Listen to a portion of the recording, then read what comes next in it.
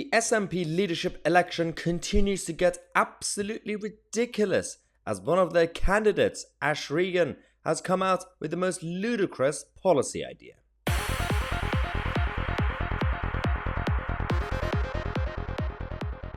Yeah, another video and another update on the SNP leadership election. It's fascinating. We've got three candidates. Kate Forbes, who is out of all the three, technically she's the better one. And she's been destroyed by the whole of the SNP establishment and the Scottish media because she's not one of them. At the same time, you've got Humza Yousaf, who's a basic liar, who's getting all the attention. And then you have another one, and we all forget about him.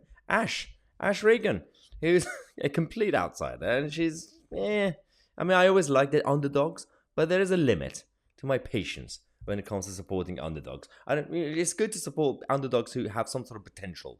Not complete nutters like this person.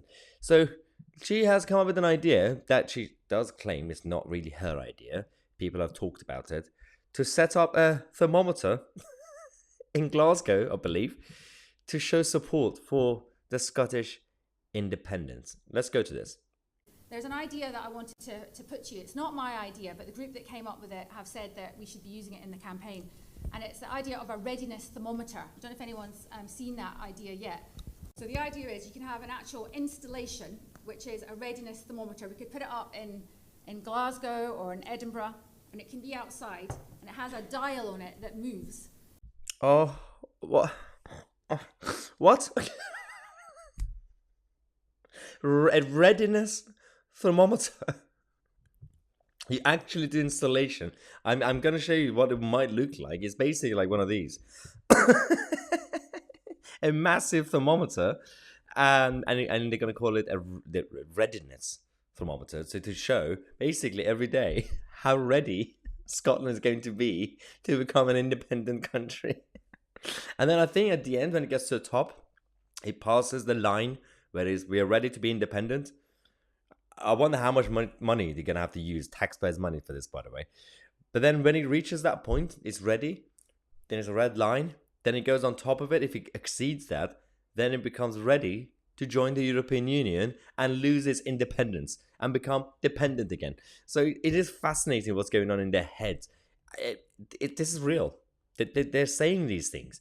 I'm not really accusing them of coming up with crazy ideas. They do have the crazy ideas.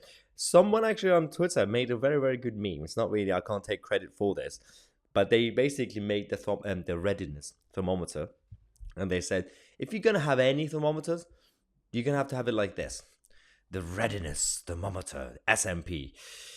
Only 89 years of planning so far. Vote for us for one more push. And on the thermometer, you have different levels. From the bottom, you've got mortgages, going badly, Europe, badly, trade, badly, deficit, badly, borders, badly, currency, they don't even know what currency they're going to have, badly, and pensions, badly. And it's gone down. Only 89 years of planning so far. Vote for us for one more push. This is the only way you could counter these ideas. When you have to challenge your political rivals on policy ideas or ideologies, if they are coming up with some sort of coherent messaging, any sort of sentencing, then fine, have a proper debate. But when they just sit there and talk about nonsensical projects, then you just have to make fun of them. You're going to have to go and create memes. It's the only way you could challenge them, because they're not going to understand. Do you really think if you sit this Ash person down and say, let's have a chat, have you actually thought this through? Why are you even happy about someone coming up with an idea like this? Do you think this is actually worthwhile? She's not going to understand this. She's still probably going to call you far right for making us sit down. Like, how dare you tell me sit down?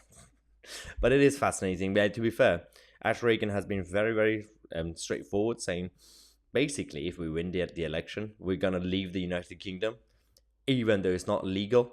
So she's not even going to bother with a referendum. So technically, she's going to save some taxpayers' money on not having a referendum campaign. Brilliant. So she's already helping us become more fiscally conservative.